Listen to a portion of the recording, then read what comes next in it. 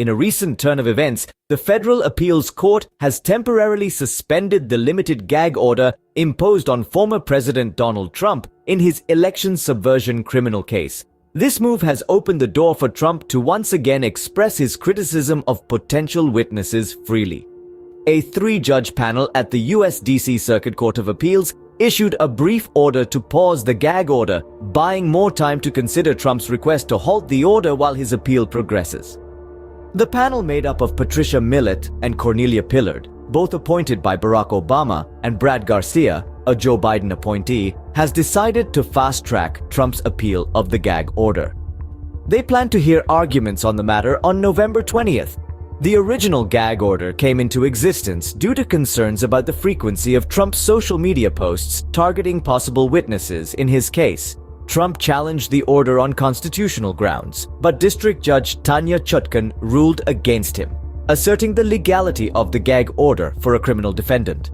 In the brief period when the gag order was lifted, Trump quickly resumed posting what were described as intimidating comments about prosecutors and potential witnesses on social media.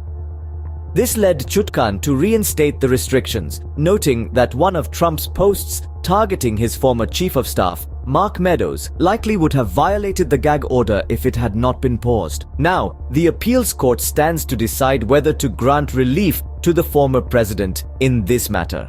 Trump's attorneys argue that the prosecution's request for the gag order was motivated by hostility towards Trump's viewpoint and his criticism of the government. The gag order restricts Trump from publicly targeting court personnel, potential witnesses, or the special counsel and his staff. However, it does not impose restrictions on disparaging comments about Washington, D.C., or certain comments about the Justice Department at large, as the government had requested. To summarize, the Federal Appeals Court has temporarily lifted a gag order on former President Trump, allowing him to freely criticize potential witnesses in his criminal case.